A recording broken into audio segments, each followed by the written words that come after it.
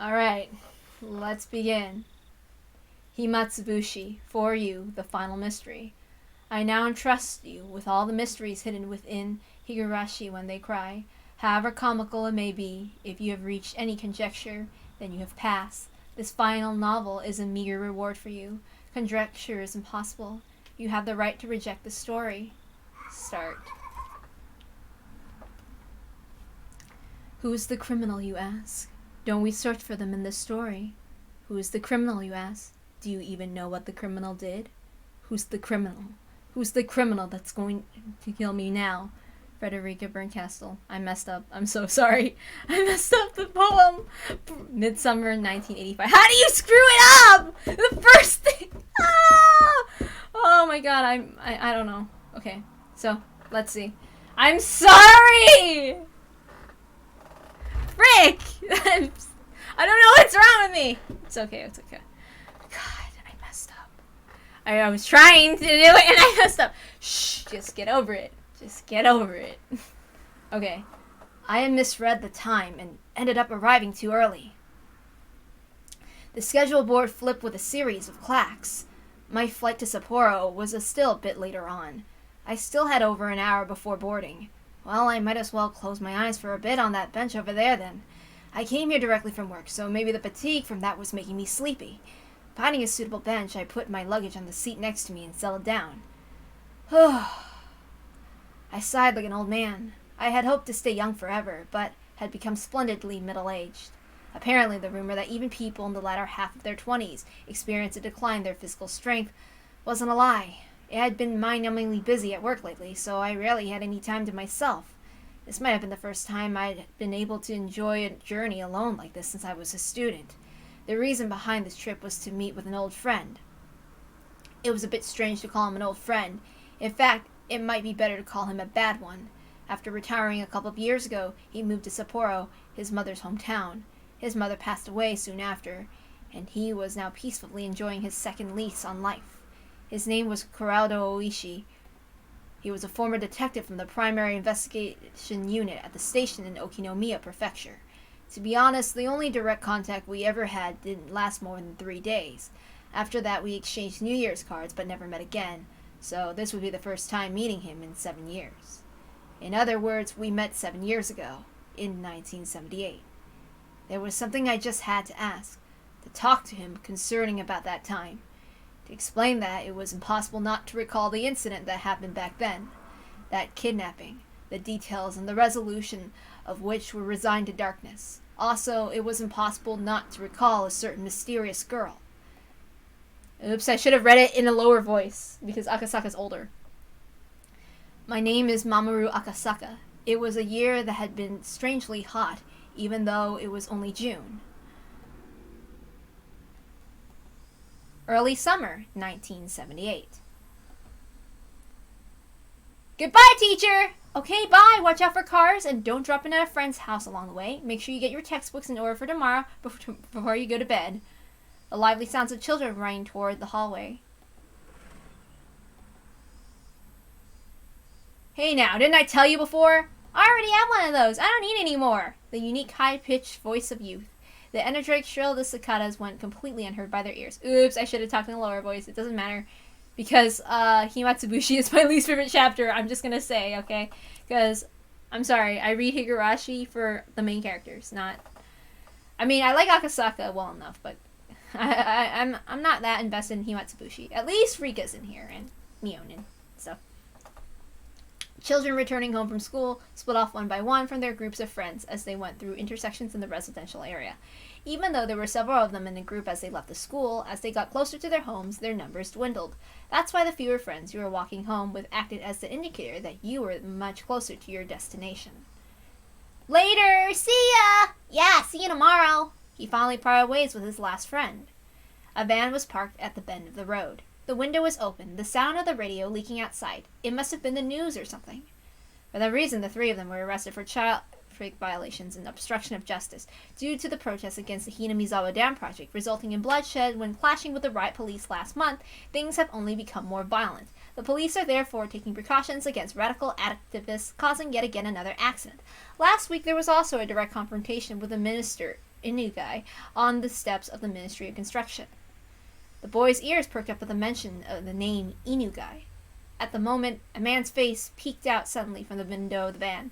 His behavior was a little different than a man looking around to see if there was any incoming traffic before he opened the door of his vehicle. His eyes meeting suddenly with the unfamiliar man, the boy panicked slightly. Nightingale, okay? Skylark, okay? They secured the 2 blocks around us. We're good to go. Oops, sorry, I don't care. The man in the passenger seat whispered quietly. Nodding in acknowledgement, the man opened the door and stood before the boy. You. Are you Toshiki Inugai? While asking that, the man peered at the boy's name tag. Toshiki Inugai. The name was written plainly there. So, just be aware, because it's not my favorite, I might not be invested in the reading, but I'll try my best. The phone rang for a 3rd time. If he reached out, he could easily pick up the receiver. However, he was concerned if he picked it up before it would even finish ringing once, whoever was on the other end of the line would think of him a fairly cheap person. That is why he normally never picked up the phone until the 3rd ring, even though he thought it was a worthless habit. However, his thinking that there isn't much meaning in waiting for 3 rings, wouldn't waiting for 5 be alright, was very much a reality. His mind filled with such trifling thoughts, he picked up the phone after the 3rd ring had finished, its reverb dampened by his actions. Yes, hello? Hello? He knew that sometimes, due to a malfunction at the switchboard, calls didn't connect well. At those times, it was best to hang up and let the person on the other end call again, thinking that the moment he began to hang up the phone, he sensed he was definitely connected after all. He felt the presence of the person on the other end of the line keeping silent. Hello? There was no way they didn't hear his question. What was the meaning of this? It wasn't like he didn't know that people could use silence calls to harass others. However, he never received a call like that until today. Maybe he was just lucky before, but he didn't believe that he would receive such a call on this phone. There were no direct calls to or from this line. Everything had to go through an operator. Therefore, there was absolutely no way the call would be connected unless it was verified that somebody else was on the other line. That's why he didn't understand how to deal with this silent call and instead settled into confusion. I don't know who you are, but you have nothing to say. I'm going to hang up. Please call again some other time. Intending that to be the parting line, he made a slam down to the receiver. It was at the moment the person on the other end spoke for the first time. You didn't say who you were, so I was anxious. If you're not Mr. Inugai, please hang up right away. He couldn't help but be surprised by the extremely strange voice on the other end of the line. Was there a human alive who could speak with this hoarse, metallic voice? Oh, okay, I have to speak like that. Oh, I'll try. I don't know. I don't know if they care about them. No, this was a voice he had heard somewhere before.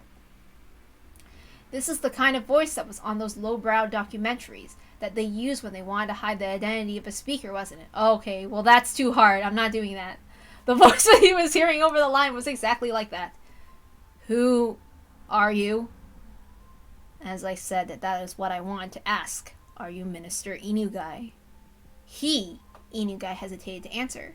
Unable to discern the intent of this suspicious phone call, he had a vague feeling that something was off. He thought about hanging up the phone and asking the operator who initiated the call. However, he forced himself to restrain that urge, and for the time being, chose to state his name and listen. That's right. This is Inugai. I said my name. Now say yours. My name doesn't matter. First of all, let's begin by thinking about the situation you're in right now. Right now, you're sitting in your chair talking on the phone, yes? I don't know what's wrong with my tongue. I'm sorry. Then why don't you try opening the lower drawer to your right? I messed up. I'm sorry. The lowest drawer to the right was the minister's chair. There was a lock on it, not enough to function as a safe, but nevertheless it was a drawer that contained some valuable things. That's why Inugai thought this person wanted something important information contained within that drawer. Sorry, but I don't have any intention of opening that. I have no reason to follow orders from somebody who won't even give me his name. If you don't open that drawer, I'll hang up the phone. You will most likely end up regretting that. Why don't you think about opening that drawer first? Inugai didn't like following the orders from this suspicious person one bit. However, he was concerned what the man had said about regretting it, so he decided to open the drawer. He took the small key he kept stowed in his wallet and unlocked the drawer. His hand stopped right before he opened it. What if there was a bomb inside? And it would explode if the drawer was opened. That delusion took hold of him. He quelled that instinct and opened it. Did you do it? The thing that's in there. Do you know what it is? What is the meaning of this? Hey! I don't think there's any need for me to explain, is there? I'll give you some time, so please think about it a little. I'll contact you again later. Now then, pardon me. Hey, wait! Hello! Hello! The call had already ended. That would not change no matter how much he yelled at it. Even still, Inugai, without realizing that, continued yelling into the receiver for a while. The drawer was still open. On top of the folders crammed into the drawer, it lay there. Toshiki Inugai, written in plain lettering on the grade schooler's name tag, just lying there, enshrined there completely out of place, as if it were cowering. This is a work of fiction, and a resemblance to actual persons or organizations is entirely coincidental. Higurashi when they cry.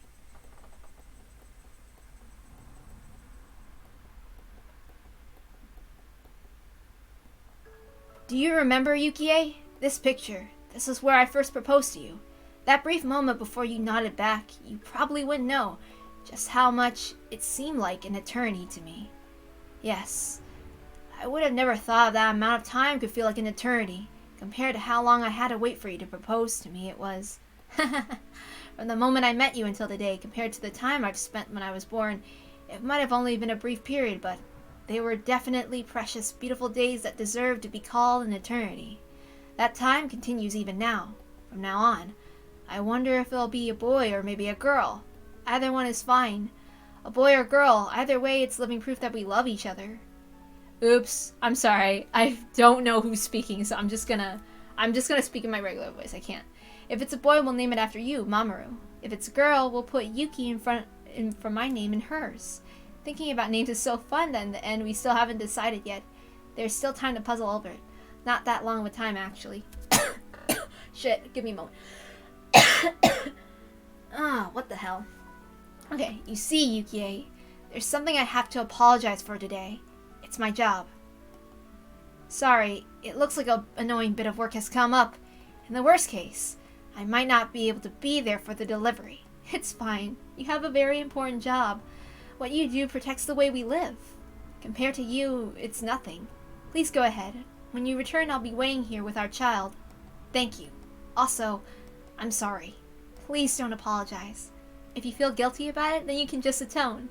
If I atone that much, no matter how much money I have, it won't be enough. It's a joke. Now, go on. As I left the room, I bumped into an elderly man. It was Yukie's father. In other words, my father-in-law. Father. I didn't want to intrude, so I waited in the hall. I didn't mean to eavesdrop, but I heard. Go. Yukie is that kind of girl. No matter what happens, she doesn't want to hold you back. I've forced Yukie to give up on so many things. To put her through this during childbirth. Such an important time of her life. I'm ashamed. If you really feel that way when you're done with your work, make some time for Yukie. She'll be happier with that when you're passing your work off to someone else. Thank you. I know full well you do important work. Be proud in what you do. Yukie is looking forward to your triumphant return. Yes. I jumped into the taxi that was waiting outside. Compared to the time when I first got here, the number on the fare meter had grown considerably. It seemed the modest time Yukie and I had spent together wasn't so modest from an objective point of view. Sorry to keep you waiting. Go ahead. No worries. Well then, off we go. The taxi jerked as it changed gears to accelerate, soon burying the hospital my wife was in behind a throng of buildings. If it was to end up as a really troublesome ordeal, I probably wouldn't be returning for quite some time. To call a rookie like me, and on top of that one who's off duty, it seems that the section chief was calling for all hands on deck. The veteran upper brass gathering on an emergency basis happened occasionally. This is the first time, though, that I experienced everybody gathering together like this. Whatever was happening, there was no doubt it was going to be something novel. Right when my wife was ready to give birth, if I wanted to spend the time to curse my misfortunes, I'd be here all day. Even the verdant ginkgo trees lining the street always brighten my mood seemed to lack some of their usual luster. Eventually the government office came into view. Briefly holding my breath, I let the feelings of tension course through my body once again. I had to remember the work I was doing was important, necessary, and difficult. I composed myself and sharpened my wit. Ready. The taxi stopped in front of the building.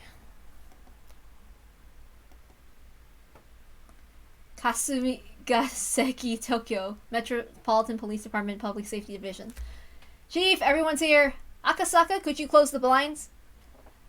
The blinds were usually closed when they needed to see use the projector, or the discussion was going to contain some particularly disturbing content. The blinds closed with a satisfying sound, darkening the interior of the room. Immediately, the inside of the room was completely drained of the pleasant morning atmosphere, leaving behind the only cold illumination of the fluorescent lighting. After the supervisor ensured that everyone was present, he nodded to the section chief once again. With everybody on the edge of their seats, the chief stood up solemnly and began to give his report. Approximately 48 hours ago, the Minister of Construction's grandson, who was the son of one of his staff leaders, is believed to have been kidnapped. It is believed the minister, in an effort to resolve matters amicably, chose not to report the situation to the police and plans to cede to the demands imposed on Pahanen. It seems that 48 hours earlier, the Minister of Construction's grandson and those of his senior staff members were kidnapped.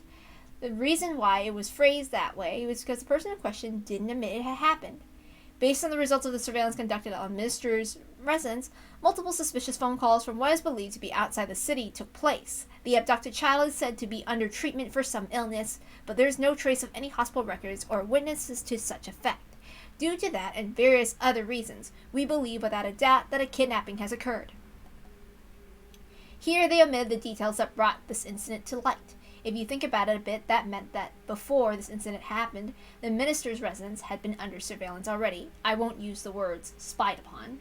Of course, there wouldn't have been court approval for this, and it would have been very hard to explain to ordinary citizens. However, it was quite an effective method to catch winds of incidents like this before they got worse. I'd like for you to understand that dealing with these cases before they become a problem is the job of the Public Safety Division. Why is he just following the demands instead of reporting this to the police? The fact that a minister can't even trust the police, what is the world coming to?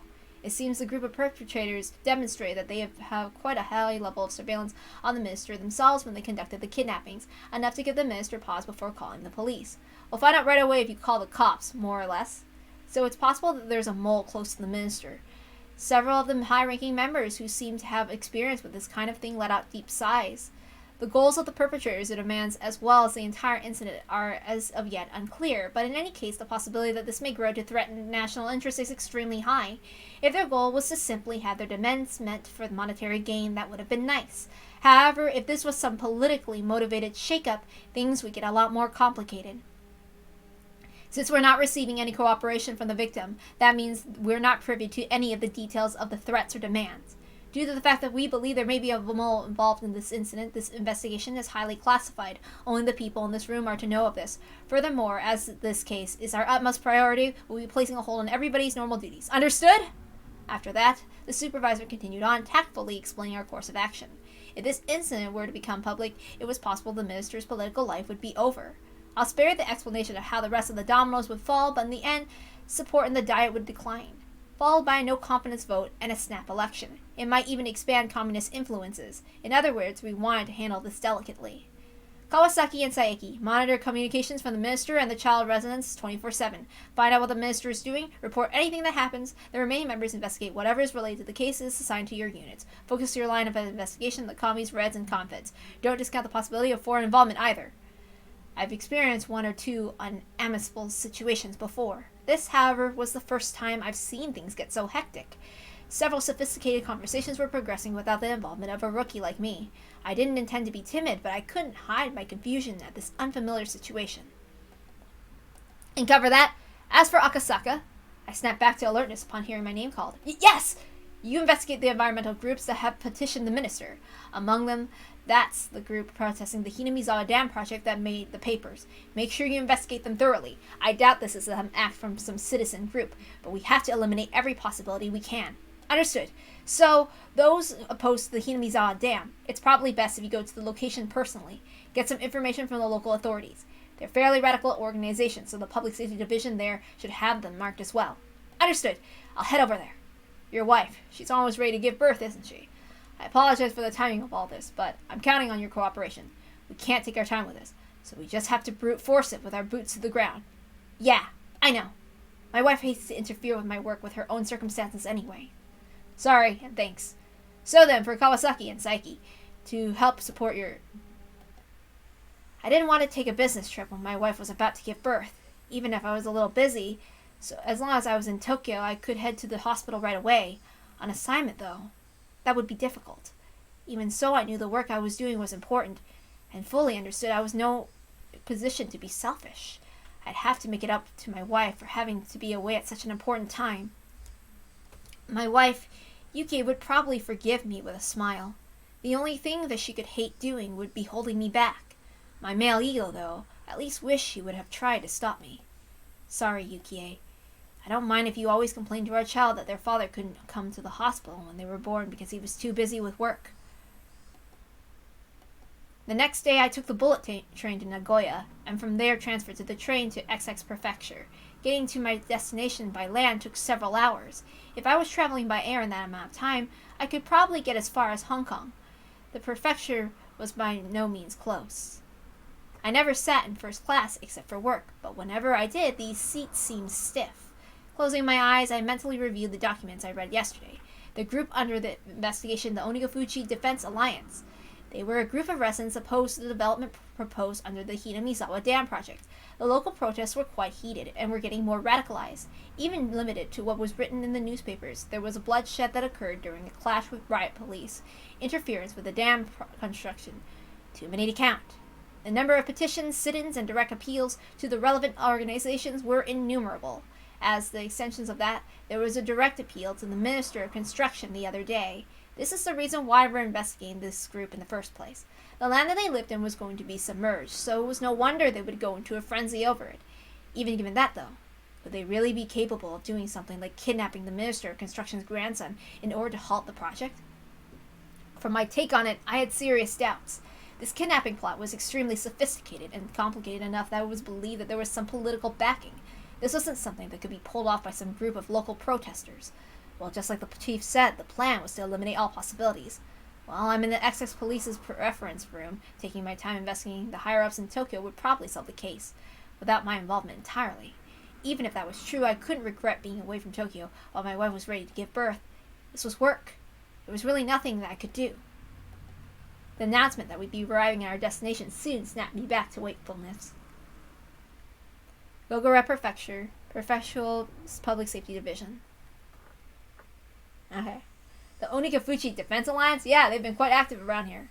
The Prefectural Public Safety Department now already had the documents at the cup of tea ready waiting for me. Assure a visitor is a group of residents opposed to the dam. Really, it's probably better to say that every resident living on the land that's going to be submerged is right into the action, though. Like the old saying, fight to the last, they're determined and well-prepared a lot. It'd be nice if they drew the line at just being a moderate residential organization. The stack of papers they had prepared for me in the document was by no means thin. At first, they're pretty much your average citizen initiative, but ever since that incident with the riot police, they've really started to heat up. Now they've got a violent mentality on top of growing increasingly radical. Violent organizations usually indicate ones that enforce their own ideology without regards to the democratic process. Breaking that down, many of those organizations held extreme left revolutionary ideologies. Considering that, I couldn't help but be surprised that a citizen group would end up going this far. Radical citizen movements happen occasionally. It seemed, however, that this group was nothing as trifling as that. It seemed that I would have to reconsider exactly what this Onigafuchi Defense Alliance was. The Defense Alliance's demand, in other words, the withdrawal of the dam project. How far would they have to go to make that demand met? The kidnapping of the minister's grandson was classified. That meant, of course, I couldn't tell the prefectural department about it either. As you know, there are arrests after last week's confrontation with Minister Inugai. There's enough reason to believe that they would use illegal means to assert their demands. I skimmed over the list of the criminal records related to the Onigafuchi Defense Alliance and recorded in the documents. The contents were all violent, not giving me the barest hint of a feeling that these people were trying to uphold the law. Could you give me the basic rundown of the types of illegal activities in the Onigafuchi Defense Alliance are engaging in? The chief opened up the manila envelope, fished out several unorganized sheets, and spread them out on the desk. It seems the raids on the construction site are the most common. At first, they were committing relatively petty crimes, like cutting power cords, jamming locks, and breaking office windows by throwing rocks. Of course, what really happened were the first things like demonstrations, sit-ins, and distributions of pamphlets, lively but democratic forms of protests. However, when the demonstrators and police clashed, which started a riot leading to numerous injuries and arrests, it was from then on that Onigafuchi Defense Force, like their name implies, began to take a more demonish form of resistance. If the raids were frequent, didn't the local police up their patrols? Well, of course they were on full alert, but they were up against the locals, you know. There wasn't much the police could do if they were sneaking around under the cover of darkness. You might as well label the entire map of Hinamizawa village around the dam construction site enemy territory. No matter how the alert police were, the locals would show them exactly how easy it was to sneak around. Actually, it was after the police upped security that the protesters started to get even more extreme, as though they were being provoked. See here? You see how things started to act up? An office set on fire. The destruction of heavy construction equipment. Destruction? They couldn't have used explosives? No way, you see. They crammed the gas tanks full of sugar cubes. If they do that, it fouls the engines. Even in Japan, it seemed that there had been people doing that to the vehicles of occupying forces right after the war. Compared to misdemeanors like breaking windows, it was extremely violent and aggressive. After being toured around to that extent, the local police have completely lost face. The arson was a bit much. After that, the local police drastically increased the number of personnel they had stationed here around the clock. The raids on the construction site quieted down a bit after that. He used the words quieted down, but that was still smack dab in the middle of the list of crimes. See, after they found out that attacking the site had become difficult, they started resorting to personal attacks. The first people targeted were the construction workers. After that, there was silence. What was being described to me was a guerrilla war fought in the jungle. Threats and violence against the workers, harsher words and harsher rocks were thrown. There's quite a list of accusations here, but there's not a whole lot of convictions. Of course not. First of all, there's no witnesses. On top of that, even if we identify the perpetrators, they have alibis coming out of the woodwork. What do you mean by that? Take, for example, you're walking around Hinamizawa and a certain man stabs you with a knife. You remember that person clearly, even you know his name and address. However, the knife doesn't have any fingerprints on it, and there's no other physical evidence. Well, you think this would be the run-of-the-mill case of assault, wouldn't you? In Hinamizawa, though, it's a perfect crime. Everybody is. The entire village. They're all in on it. To protect the man who is the perpetrator, they'll get their story straight and prepare an alibi. To that end, they'll probably forge some evidence. There's nothing they can do but put them on trial. On top of there not being any material evidence, though, people testify one after another to cover his side of the story. Any prosecutor would hesitate to file charges. I'm not sure about murder, but if it's something like opening a gash on somebody's forehead with a thrown rock or leaving a bruise after hitting someone, even if you could single out the suspect, there's not enough reasonable doubt to not convict. Every case without a doubt perpetrated by someone in Hinamizawa, but they can't identify who. Even if they could figure out who it is, they're unable to obtain enough circumstantial evidence through due process. The villagers are all extremely well informed about this, and so the malicious, vicious, and tenacious personal attacks continued. The victims can't have been okay with that, right? Couldn't they have filed for an appeal? Well, you see about that. Everybody on the inquest committee didn't want to get involved with something so troublesome. They won't stick their noses into anything related to Hinamizawa. The inquest committee is comprised of a random selection of local residents. In the event the prosecutor fails to get a conviction, they have the power to order a retrial. It's a system designed to assert the will of people on the actions of expert prosecutors in the legal world. In this case, however, being composed of local residents has backfired. They don't want to get involved. Why is that? How do I explain this? You could say they're afraid since it's a little special there. Special? Is it an outcast community? No, it's a little different from that. Well, just think of them as being afraid. It's a little hard to explain it just now. Oh, right, there's an easier way. Wiping his forehead with a handkerchief, he opened a file labeled as a list of members of the Onikafuji Defense Alliance. The power of Onikafuji Defense Alliance, you see, is the fact that they count many people among their members who are influential in neighboring areas. Would you take a look at this? I looked, and what I saw startled me. Prefectural and municipal assembly members, staff members of the Chamber of Commerce, an executive of Business Association, an executive at Town Council Association, and a PTA liaison. There are more than a few people with a lot both locally and the neighboring regions. Around here, you could pretty much expect your actions to be observed by those against the dam project. If you said something in its support, who knows how to work out to your disadvantage. In any case, every town in this area is being held by the throat by somebody from Hinamizawa. The list of the Inquisition Committee members is undisclosed, isn't it? There has to be some measures in place to make sure they avoid retribution, though. Well, it is undisclosed, so their privacy is assured, but the person in charge of that is from the Okinomiya Municipal Police. In other words, a local. While you might expect some professional confidentiality, you can't know how everybody is connected. The people from Hinamizawa have a lot of tight bonds in that regard. When you consider the obligations and duties people have to their region, the web of information thereby formed is nothing to scoff at. It's not uncommon for housewives in a neighborhood to know which kid from which house is in what grade in which school, what subjects they're good at, and what vegetables they hate, among other things.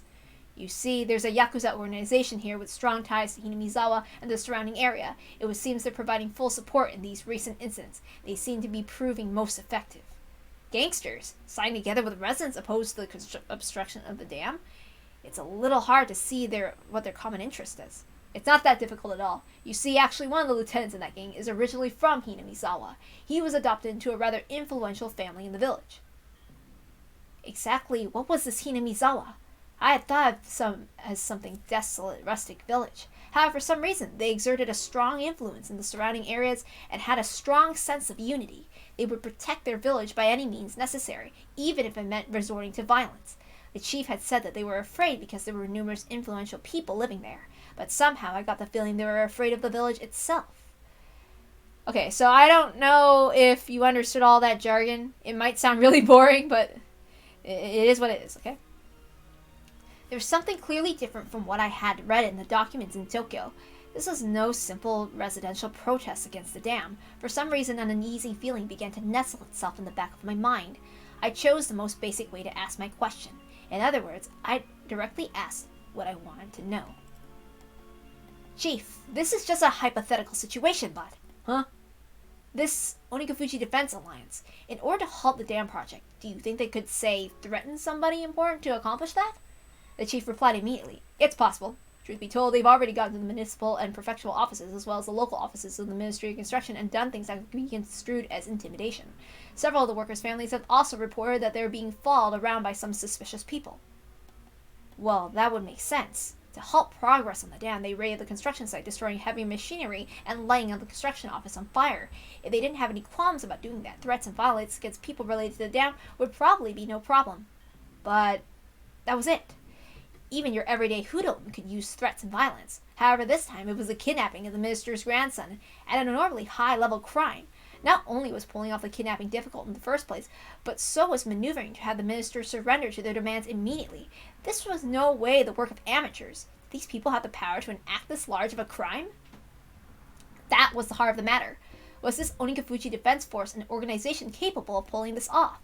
In order to ask that question once again, I chose the most basic method. Again, hypothetically, do you think they could kidnap a relative of someone of political importance? There's no way they could pull off something that big. That was the answer I most hoped for. If that was the answer, my work was as good as halfway done. I might be able to get back in time for my wife to give birth. That was how it was supposed to be. The chief, without a hint of hesitation, replied. They just might. There's no telling how far they'd go. Sorry, Yukie. It seems like my work wouldn't end so simply after all.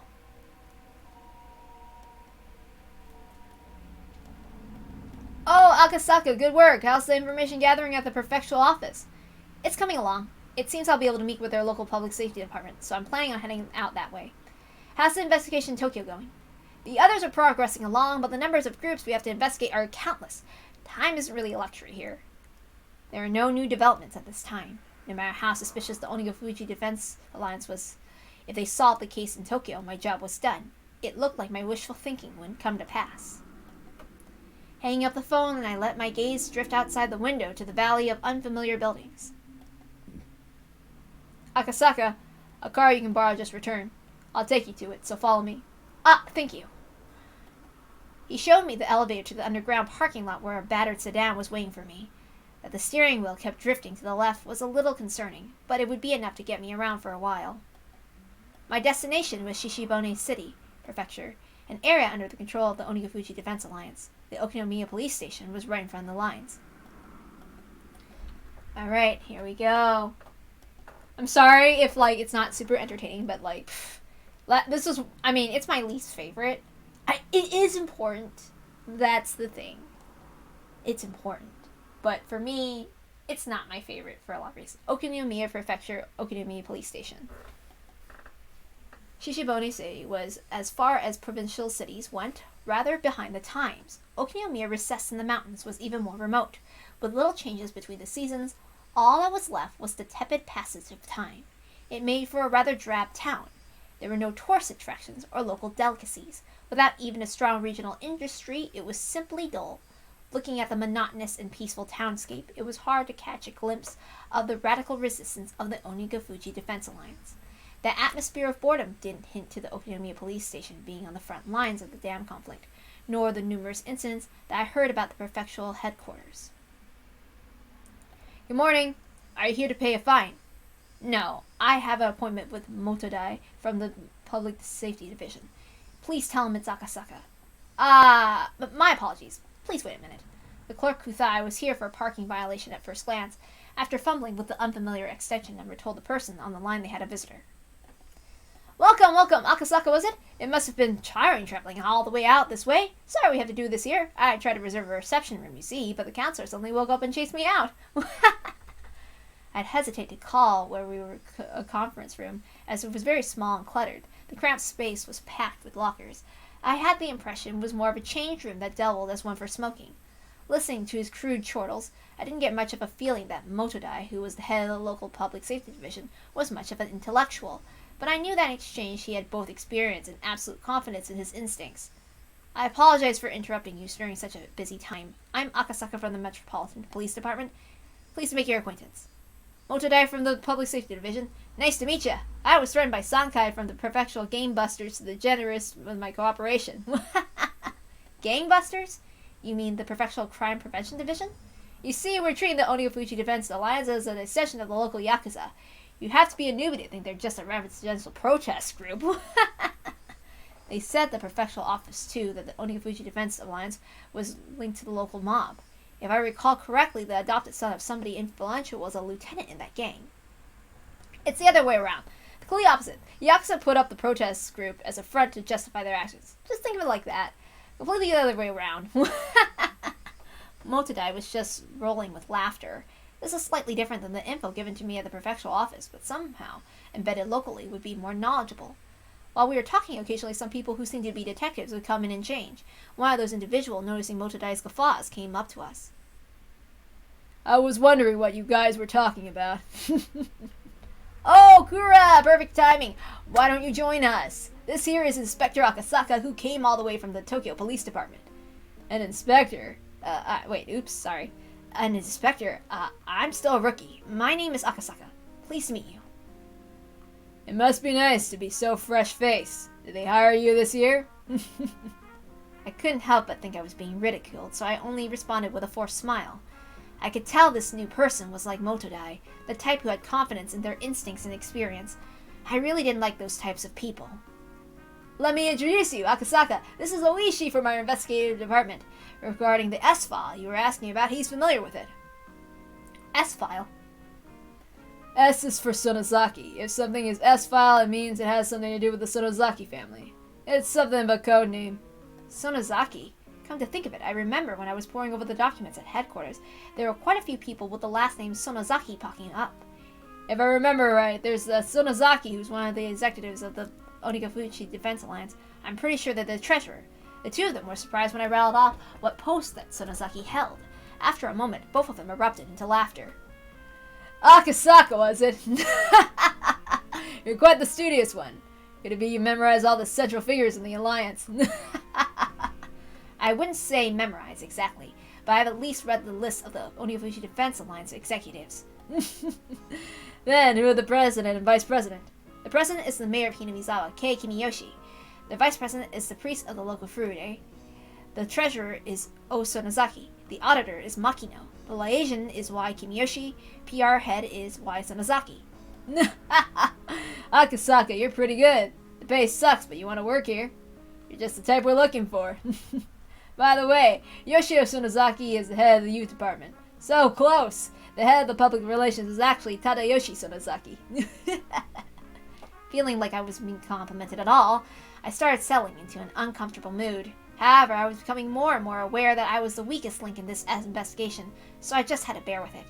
I didn't mean for that feeling to show up on my face, but the crafty detectives didn't let that slip by. I didn't mean to make fun of you. To make up for it, why don't I show you around the village? For somebody with no feel for the area like me, it would be a great help. I couldn't have asked for more. In the end, the Onigafushi Defense Alliance is nothing more than an alliance Hinamizawa is using to deal with the outside world. I think getting to know the village would speed up your work. How about it? The residential movement, in other words, held influence over the whole region. So the leader of the movement was the leader of that influence. Just like that, the thought processes in the region would become the overall personality of the movement. Just like Oishi had said, in order to learn what they were really like, this regional force behind the dam protests, getting to know the village was the quickest way. If you would! Nodding back without skipping a beat, Oishi laughed in satisfaction and stood up.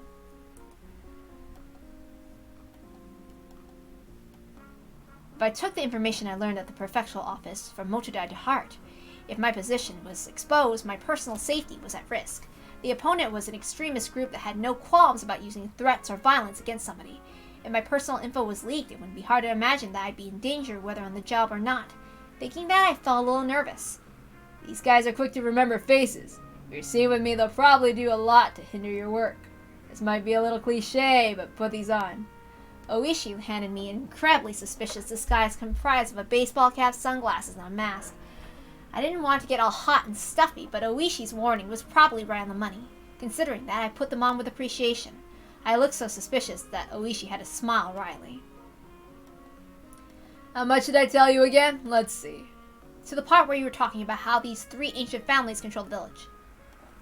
The Onigafushi Defense Alliance was the same as the village of Hinamizawa itself, meaning there's a direct correlation between being an executive in the alliance and being a leader in the village, as Motodai had told me a short time ago. If the village was ruled by three ancient families, then it would mean the Onigafushi Defense Alliance was ruled by those same three families. What did the documents at the prefectural office say about the leader of the Defense Alliance or whatnot? The documents I was using were classified. If I responded to Oishi's questions, it'd be a breach of security. Oops, that's his voice, oops.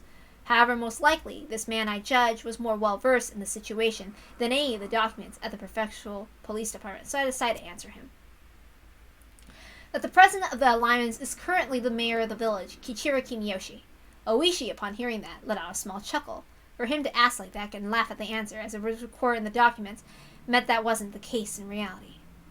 So then, that means that there's somebody else other than Kimiyoshi behind the scenes, contrary to what the prefectural office thinks, or rather what is commonly known. Old man Kimiyoshi is nothing more than a figurehead. In the first place, the post of our mayor of that village is nothing more than ceremonial. In other words, there's someone else in charge of both the alliance and the village. Would that be the three families that we talked about? Well, I'll explain that part right now. All of a sudden, with a thunk, the car suddenly lurched. The paved road had given way to a gravel one. At the same time, the scenery outside the window had changed. The Hinamizawa Dam project must be withdrawn. Overthrow the shameless puppet of a governor. The dam will submerge the natural beauty of Hinamizawa. Protect the village from the unethical dam.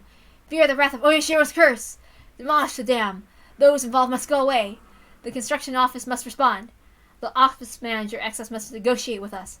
Signs and banners crowded the roadside. Even reading the brush-scrawled words is daunting. It was as though the road had just changed border with different country. At the moment, I was startled by the car suddenly braking. Looking ahead, a barricade had been erected. About 5 to 6 protesters wearing masks and helmets to hide their faces were blocking the road, yelling at us to angrily stop. What is this, a checkpoint? These guys never learn. Oishi snorted as he rolled down the window and leaned out. Hey, you guys can't be blocking the road like this here. As Oishi glared at them with a malicious laugh, they visibly faltered. Clear the way. We can't get by like this. Who would have thought it was Oishi's car? That panic thought to make them lose their presence of mind. If I had known it was your car, Detective Oishi, we wouldn't have been so rude. Detective, what happened to your usual car? Is it in for maintenance? Something like that. I just can't get used to the car they loaned me.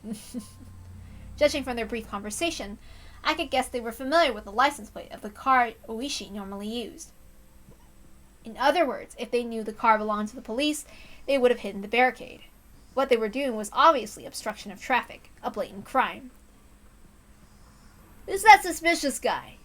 You, could you show us your face? The man glared at me menacingly, wearing a mask and sunglasses, made me look particularly dubious. Would not showing my face get me into some unnecessary trouble? I turned to Oishi to see what I should do. Give him a break. He's still a little shy little rookie. We just wanted to make sure he wasn't anybody suspicious. Hinamizawa has been a bit of a stir as of late. Have you looked at yourself in the mirror? That mask you're wearing is way more suspicious. The men and Oishi continued to talk like that, feigning smiles at one another. However, from the beginning to end, I couldn't get over the feeling I was sitting on a powder keg. Has the number of trucks illegally dumping still not increased? It's a real hassle dealing with all the time. If the police could understand and cooperate, it would really help. During that conversation, the barricade was moved, leaving a gap wide enough for a single car to get through. Oishi lightly honked the horn once and began to roll the car forward. I could see the man's antagonistic glares at the back of the car in the rearview mirror. What was that just now, blocking a public road like that? Oops. Sorry. What was that just now, blocking a public road like that? Of course it's a crime. Still, if you get worked up over that, it'll never end. Those guys, you see, claim that there's an infestation of trucks illegally dumping in the village. Their story goes that in order to stop that, they're halting suspicious vehicles for inspection. Illegal dumping? Like corrupt contractors that just toss industrial waste away? There are a lot of arguments that the police aren't going to do anything about. They'll take matters into their own hands. Well, the industrial waste is just something they're doing by themselves anyways. By themselves? They have a pretty good strategy, you see. In order to hinder construction, they've spread industrial waste over by the dam site.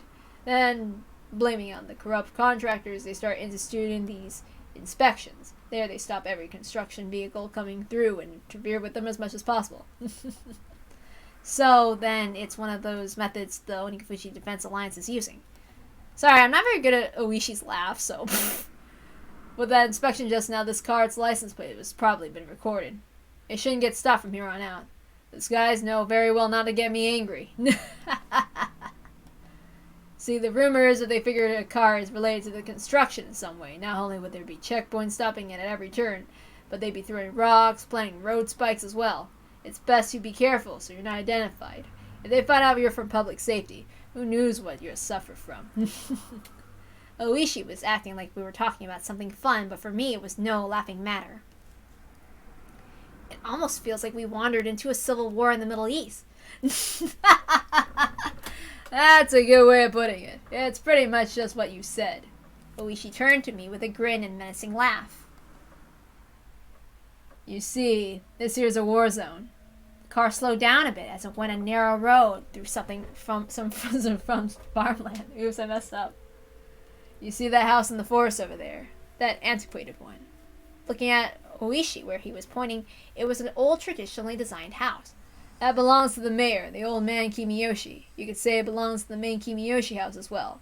There's a lot of branches, but they'd be one of the three families. The three families? The ancient families that control Hinamizawa. That's right, and one of the others is the Furude family. Their house doesn't even have a single branch. It's all that's left of the head priest's family. Right over there. That's the shrine. He's the priest over there. By the way, the Defense Alliance office is on the grounds of that shrine. The office of the Onikafushi Defense Alliance. If these guys were the enemy, that would make the shrine their stronghold. Should we go look over there? The shrine is the Furude family's private property, you see. Being police, we can't set foot there without a warrant. See, they got the member there with the ties to the village backing them up. Basically, being the police has its strengths and weaknesses. Well, even when we talk about the three families, that's something from long ago. Way back when, those three families used to hold councils to decide things about the village. Meaning it's different now. You got a pretty good nose. That's what I expect from an academic. Car braked to halt with a squeal. Ahead of where we stopped, there were several signs. Private property beyond. No trespassing. Beware of poisonous snakes. Danger. Turn back. Intruders will be charged an entry fee of 1 million yen. Signs were erected with things like that written on them. The road was separated from the forest by a chain link fence wrapped in barbed wire. This is private property. This is as far as we can go. There's several surveillance cameras set up to go further in. Saying that we just got lost won't work with these guys. They're beyond here, right? The people currently controlling Hinamizawa and the Onikafushi Defense Alliance were neither the Kimiyoshi family nor the Furude family, but the last of the three. Yeah. Beyond here is one of the three families, the Sonozaki family. They're the ones controlling Hinamizawa from the shadows. Among the list of executives recorded in the documents, the number of people with last names from the three families was quite high. Of course, Sonozaki was no exception. However, at the top was the Kimiyoshi family. If the Kimiyoshi family seemed to be in charge, the rulers behind these scenes were the Sonozaki family. This double-layered structure implicitly told me this village had both a light and a dark side. The current head of the Sonozaki family is the old lady named Oreo. She has enough clout that you would call her Empress Sonozaki. Be careful, she's no small fry. She's enough of a VIP that even the mayor of the city has to bow before her. Well, in Himizawa and the surrounding area, their relatives amount to block several thousand votes. No politician could show disrespect for that. In other words, that would make her the actual leader of the Onikafuchi Defense Alliance, right? You've got it. With those words, Oishi pulled out a well-worn cigarette box.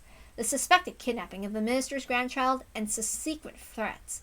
These were part of the hidden plot by the Onikafuchi Defense Alliance in order to have the Hinamizawa Dam project cancelled. You came all the way here from Tokyo to investigate this, didn't you? Huh? Yeah, that's right. Something the matter? Then, is it related to that direct appeal incident with Mr. Inu guy? If that's the case, then public safety has them marked on a watch list? Something like that?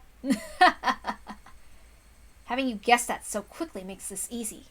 While exhaling the cigarette, Oishi smiled broadly like I'd just pulled a good one on him, or so I thought. His smile disappeared suddenly. That's a lie, isn't it? Huh? I mean the direct appeal putting them on a watch list. That's a lie, isn't it? Oishi knew there was no way Tokyo HQ could dispatch an investigator over something as minor as a direct appeal. If they were to dispatch someone, it had to be for a more dire reason. He had figured out as much. I thought of myself as the type of person who doesn't let things show on their face. In front of his watchful gaze, however, I felt what I was thinking was completely laid bare. Oishi silently lit another cigarette, as if waiting for me to interject during this awkward pause. I see. So this was a veteran's detective's way of getting someone to spill information. But as long as I realized this, there would be nothing more. If I didn't open my mouth, I wouldn't have to lose anything. All I had to do was stare out the window and enjoy the scenery until Oishi gave up. You really are bad at hiding things, you know. Being so young and earnest isn't so bad. Oishi smirked as he twisted out his third cigarette, while I tried not to let him notice I had yielded completely. At first I thought I won, but at the very least Oishi had ascertained that I was hiding something, meaning that I might have ended up marching to his tune. Oishi started up the engine once again and began to move the car. If you'd just been honest with me, I thought I might have been able to help you. How would you help? If the cat was out of the bag, I might as well use it to catch some mice. Well, this depends on what we're talking about, but I might as well set you up with someone who's knowledgeable about the going-ons in Hinamizawa. An informant? I see, is that what you call it? Why are you so interested in my case, Oishi? Well, I'm the same as you. Isn't our business to know things? Being able to meet with Oishi's informant was an extremely compelling opportunity. We're looking to recruit somebody familiar to the area to collaborate with for intelligence. In the end, there was no better method for finding people than asking. We were always taught, however, that the rank-and-file police were no better than the monkeys. Unlike us, they were careless with confidential cases. We looked down on them like they'd run their mouth off in a drunken stupor. Oishi was an outlaw even amongst them, and here I was, lost on whether or not I should tell him of the kidnapping of the minister's grandson. This informant, exactly how knowledgeable are they about the Onikafuchi Defense Alliance? If you're from public safety, you know, wouldn't you? Something like that is something I can't tell you. Protect your sources. That's the first principle of dealing with confidential information. In that regard, it seemed that Oishi wasn't one of those monkeys. Should I trust him and ask for his help or not? It's just that you work for the feds and I work for the prefecture.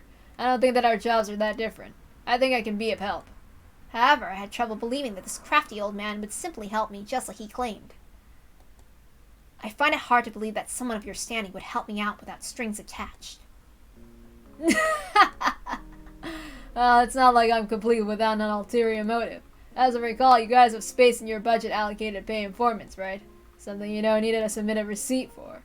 Just a little bit, that would be the cost of meeting with the informant.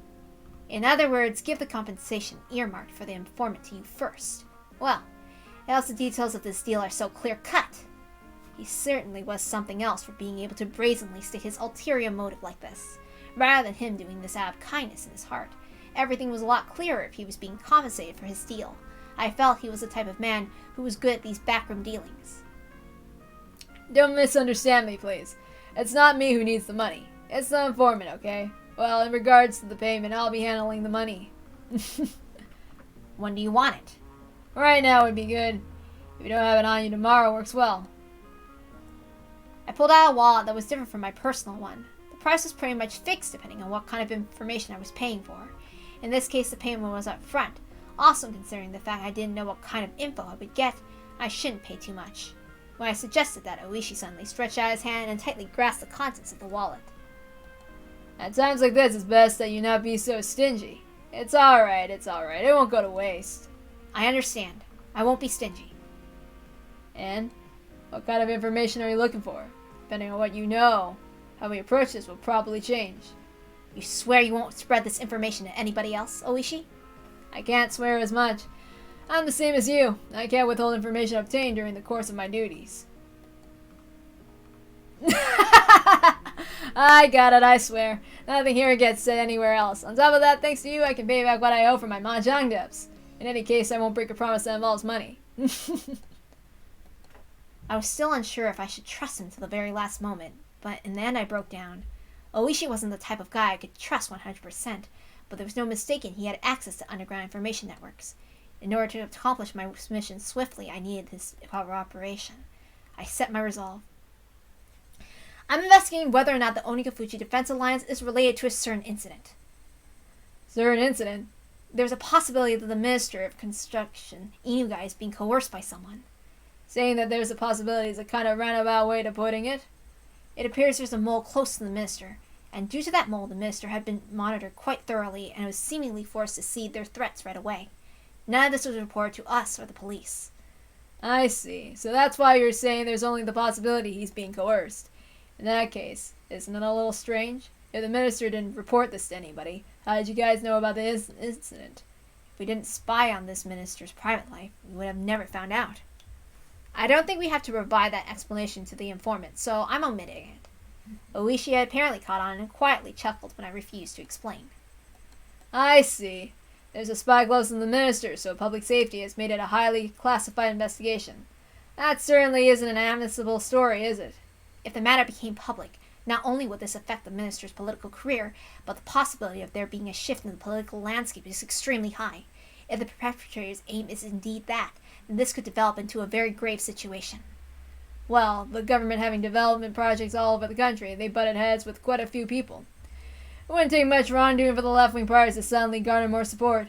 We're currently investigating what demands are being forced on the Minister, but at least we have a good idea of how he's being threatened. How? The Minister's grandson was kidnapped. They're denying it, but judging from what he was last seen, it's believed it's already been 72 hours since the kidnapping. So, 3 days. If they were just after some ransom money, this would have been settled by now. And maybe this isn't for monetary gain. The possibility they're forcing the Minister to do something politically is extremely high. That's something we just can't consent to. So the Onikafuji Defense Alliance was listed as one of the possible perpetrators. That is correct. Kidnap the Minister's grandson and demand the cancellation of the dam project. What do you think, Oishi? From your point of view, do you think that's possible? Oishi seemed to ponder the idea for a while. The section chief at the regional office had responded immediately with, "It's possible." However, Oishi, who was well informed about the matter, was hemming and hawing. Finally, just a little bit, he said something that was really just a little bit strange. This was before the Meiji era, you see. This area wasn't called Hinamizawa Village back then. It was called Onikafuji. This is just what I heard from my grandmother. This topic was so completely and suddenly unrelated to the topic of the kidnapping of the minister's grandson that I was taken slightly aback. Onikafuji? Oh, so that's why they're called the Onikafuji Defense Alliance? You see, the village of Onikafuji was said to be inhabited by demons that devoured humans. Even now, it's believed the blood of these demons partially courses through the veins of the villagers. Demons that devour humans? Oishi, what are you saying? It's information. I got a lot from you just now. A little too much. In exchange, I'm giving you a little freebie. Oishi finally smiled, but it didn't seem like he was fooling around. Please continue. You see, these human-devouring demons, normally they were revered as Taoist transcendents and lived tucked away from the rest of the world, but they ate people, after all, so apparently they go to the villages in the foothills regularly and abduct their prey. They used to call that being demoned away, or onikakushi. Demoned away. It was the first time I've heard such a peculiar phrase. However, I felt something slightly ominous from this horrifying tale of demons abducting people in order to eat them. Look, you know how there's the common phrase of spirit away when people suddenly go missing one day? They call it that. When the same thing happens around here, they call it being demoned away. How does that old tale relate to the matter at hand? Oh no, there's no direct relationship. I'm just making some small talk here. It's just... The car shook. At some point the gravel road had changed to a paved one. It's just what? Around here the phrase demon away is somewhat of a code for disappearances and kidnappings. I just thought I'd mention that. I don't know if this has anything to do with the kidnapping of the minister's grandson. Well, there's no deep meaning behind it. It's just that there's a little bit of history. Onikakushi. Human-eating demons coming down from the foothills, abducting their prey. Then, in order to cancel the dam project that threatened to submerge the village they lived in, did they demon away the minister's grandson? Then had they already made an example of the minister's grandson and eaten him alive? It's a bit of an interesting old tale, isn't it? If you set foot in the demon's village without reason, you'll be promptly captured and eaten alive, so don't go near Onikafuchi. Kids these days wouldn't have these superstitions, would they? Even amongst the older folks in the Okinomiya born in the Meiji era, there's quite a few that wouldn't heed these warnings. Oops, I don't know who was speaking there. Hinamizawa village was feared by the people in the area. I recall that piece of information I heard from the Prefectural Public Safety Division. In any case, we're in the boonies out here. It's kind of expected there'd be some superstitions around. Somebody from Tokyo like you, Akasaga, probably couldn't even begin to imagine it, could you? The man-eating demons, as the price for violating the sanctity of their village, kidnapped the minister's grandson and swallowed him whole. That ludicrous idea flew through my head. It was so absurd, I was half disgusted with myself. Oishi was just teasing me. Stupid. It was all really so stupid. Come to think of it, by then I may have already been seized by the curse of that dubious village. For me to realize that would take a little more time.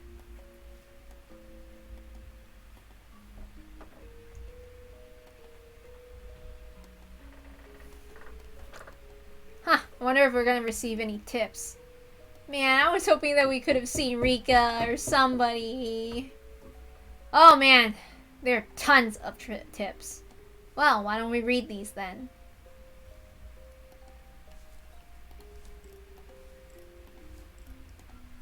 Let's do the tips. Phone call with Yukie. I'm not gonna voice act it. Oh, really? It's tough when it's such a sudden assignment. Please be careful. Where are you headed? You already there? Whenever I headed out on an assignment, she would ask where. Not just Yukie, but anybody would have asked the same question.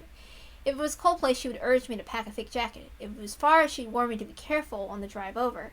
It's a normal everyday concern that led to asking such an obvious thing. I felt sad I couldn't answer such a run-of-the-mill question. Sorry. It's something that you can't talk about, isn't it? Please be careful. Sorry, Yukie. At some point, you start apologizing right away, even though when you first started your job, you were all gung-ho about it. Yukie laughed as though she had realized something. At times like this, Yukie had the magical power to see right through me. No, not a siren! Go away! It's already been quite a while since I was admitted to the hospital. Are you finally getting lonely? Don't tease me. I'm too old to get lonely. Oh, really? You actually like to be doted on, don't you? Don't you start getting a little faint of heart when I'm not around? Ah, jeez, I can see the little devil horn sprouting from your head right now. You've always been like this. You can't hide it. You can't hide it. If I don't play with you, you get all lonely. I can hear your tail wagging over the phone. The sight of Yukie wasn't something that you could guess existed from her usual modest behavior. It was something she didn't show to anybody else but me. Normally, I'd poke her to hide my embarrassment and to bring the end to the conversation, but I couldn't do that over the phone. Of course, Yukie was clever. She was teasing me because of that. I wonder when I figured out that giving you grief was this much fun. Give me a break. In any case, it's good to hear you so lively. I know, right? Did I cheer you up? I had called Yukie to keep her from feeling lonely when she was by herself in the hospital room. Of course, it was nothing more than a pretense that I, being shy, had come up with. It seemed that Yukie had long since seen through that act. Yeah. Please phone again when I'm not feeling up to it. I'll get my father to talk with you. Although, if you're talking with my father, I get the feeling you're standing attention on the other side of the line. For a little while longer, Yukie kept teasing me without letting me end the call. Okay, a record of opening remarks. Let's see. Chairman XX, members of the XX Party, congratulations are due as we are celebrating 25 years since our founding. These past 25 years have been seen much growth in the XX Prefecture. Once a quiet scenery of nothing fields, but now has seen the opening of the new stop of the bullet train, and with the developments of the highway, we've seen the rebirth of Mars City bursting with youthful energy. We've reaped the benefits of new businesses and industry, and with the special reverence of this residents of the XX Prefecture have time-honored traditions, history, culture, and business and industry. With these ideals in harmony, they have accomplished in growing their city into Japan's once foremost metropolises. Of course, the development of XX Prefecture couldn't have happened without the growth of XX Party. We are resolved to see every one of our campaign promises to fruition, reaching our targets definitely and exponentially like arrows fired from a bow. With these arrows at the fundamental basis of the XX Party, our members have sought to pierce the obstructions preventing the happiness of the presence of XX Prefecture, but I do believe that everyone here is unlike an ordinary arrow. While being as unfaltering and straightforward, we have not neglected in seeking solutions that conform to the current day and age while also keeping an eye on the future. An arrow once loose can only fly to its destination. Everyone here, however, is no simple arrow, even once loose from the bow, without neglecting our studies, while employing new methods and implementing more effective and flexible ideas, thus being able to change trajectories mid-flight. We are magical arrows. The modern age marches ever forward. Sometimes it marches faster than the time taken from planning to execution. The following part was not in the script. It is thought to be ad-libbed by the minister. For example, there's recently been numerous problems with the Hinamizawa power plant project. Rather than forcing through the project solely because it was decided upon, the government is necessary to reflect on and adjust to the ever-changing needs of the residents, the region, and the next generation. The protest by the local residents to surround the Hinamizawa Dam. There's also the will of the people of XX Prefecture. If you feel there's no need to listen because the project has already been finalized, then you do nothing more than shed a poor light in Japan's post-war democracy. The following is as per script. For the lasting happiness of the citizens of Japan and the residents of XX Prefecture, please consider these policies thoroughly. I believe, however, we all gain something from the flexibility foresight of the XX Party. I've taken much of your time, however, allow me to say the following to celebrate the 25th anniversary of our founding. Chairman XX and members of the XX Party in attendance, thank you very much for today. From the opening remarks of the XX Party Professional Forum and 25th anniversary celebration. La la la la. Gears and fire and the taste of honey. What is this about? The world is filled with people blessed with relationships. Of course, that doesn't mean everyone is connected to each other. It's obvious on the other side of the planet there are people laughing and crying who can't possibly have an effect on you. However, in the extremely limited community of the neighborhood, that sort of connection is just a matter of fact. It's quite possible a single remarkable event could have a massive consequence inside a small community. If you were to increase that in scale, a perfect stranger on the other side of the globe might become enough of a legend to have an effect on our lives. Well, it's not always like that.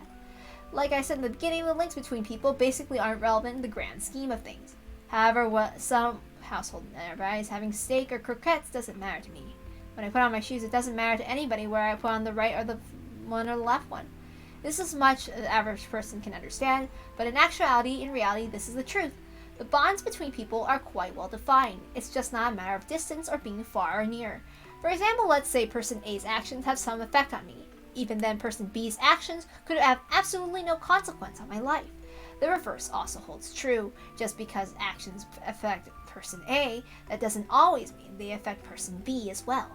Let's put it bluntly. If the bonds between people are like gears in a machine, the gears that represent me meshes with some people, but is isolated from others. There are some people who would try arguing against this. Those people bring up the examples of gears in a clock. Each gear indeed only directly meshes with one or two others. However, if you rotate one gear, then one next to it is moved, which connects to the next one, and the next. In the end, all the gears are moving. There is logic behind this, more than enough to convince the average person. Why is the argument convincing?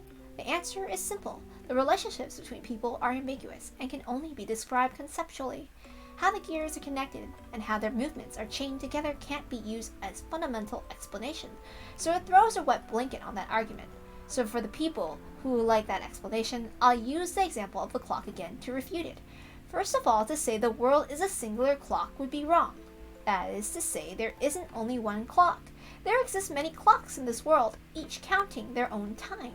If you think about it, the idea that this world is just one big clock is the height of arrogance. Even if you use the analogy of gears to explain human relationships, then you should be able to explain it using an analogy of multiple clocks unrelated to a single gear, neighbors A and B.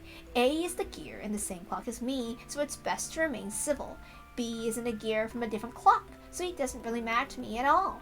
That's the kind of distinction I'm talking about. You want to say I'm being fallacious, but let's change the analogy to something more familiar so you can understand. You've probably heard the phrase, a fire on the opposite shore sometime in your life, no? For example, if your neighbor's house was on fire, you'd probably try and help put it out, wouldn't you? It'd be awful if the fire spread and burned down your own house after all. But what if that fire was in a town on the opposite side of the river? Would you still go out of the way to help? You wouldn't, would you? Even though it would be the wrong thing to do, there's no fire that could spread to your own house. Even if it turned to a huge conflagration, there's no relation between the houses that will spread fire to yours and those that won't. With this basic example, you should be able to see the difference between gears that are or aren't related to your own. Having said that, there's still a lot to think about, even without a river to divide it. After all, it's not a spatial problem like being on the other side of the river, is it? I do not understand this. I mean, I get it, but I don't know why it's here. Sorry, I'm not a smart person, so. The chick in the trunk. Let's read that. So, but, I mean, I find it interesting, but I don't know why. Okay, so. I'm not super philosophical or whatever. Alright. Even though I do like Umineko for those concepts, it's not like I really understand it. I do find them interesting despite the fact I don't understand. I mean, I kind of get it, but I also don't get it at the same time. So anyway, the car had stopped. But he didn't know any more than that. For not only was he blindfolded, but locked in the trunk of the car. Oh, this is Inu guy. How could people become this powerless just by being robbed of their sight?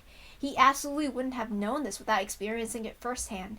He soon realized it was pointless to try to undo his bonds with the compliance of the truck, quickly making him lightheaded. He had no choice but to let this mild torture dull his senses. That's why when the car stopped and the unpleasant vibrations ceased as the engine was killed, he couldn't help but delude himself that he was being set free, even though nothing had been resolved in reality. Of course, he was soon removed from that delusion. He strained his ears when one of the men who had abducted him and an older man he was hearing for the first time strike up a conversation. "Nice to see you. The chick is in the trunk. He struggles so much he's probably exhausted right now, but there's not a mark on him, just as ordered." "Oh, must have been a handful." The trunk opened, letting in a blast of fresh, cool air. Even though up until now he'd been thinking about getting out of that stuffy trunk, when it actually opened, he suddenly became uneasy. Enough that he wished for the lid of the trunk would once again close, separating himself from them. Suddenly someone stroked his head. Of course he was blindfolded. He couldn't tell if the hand was petting him or simply evaluating how easy it would be to remove his scalp. Unable to tell the difference, he could only freeze as he imagined the worst-case scenario. "Poor little bugger. He's shaking. Just stay calm for a bit," the old man said that kindly as he gently stroked the boy's head. "This must have been real tough for you, but you see, your Gramps is a nice man. It'll help you soon enough." Having heard nothing but the average standard dialect his whole life, the older man's distinct intonation left a deep impression on the boy, but he had no idea what he was saying. "For your Gramps to register as your grandfather's took a while to process." Eventually, the hand that was stroking his head loosened the blindfold. "Can't keep his eyes covered. If he splits his face open, it'd be bad. And with that, we might as well take out the gag. You can't breathe like that. It'll be trouble if he yells. Leave it to us. Ah, geez, you guys don't know how to treat somebody. The main family said no rough stuff. You better remember that well. Yeah, we won't do anything stupid, as long as the kid cooperates, that is." The man's hand prodded roughly and repeated at the boy's hand. A rugged hand unlike the affectionate one that had been stroking his head earlier. "Just stay cooperative. If you struggle, there's no guarantee what will happen." That cliched threat was literally beaten to his head. Okay. Alright, so I guess we know that Inu guy is okay so far. So, yeah, we're gonna stop right there tonight. It's already 10. And I'm not the biggest fan of reading it when it's like a completely different perspective. Well, see ya. Bye-bye.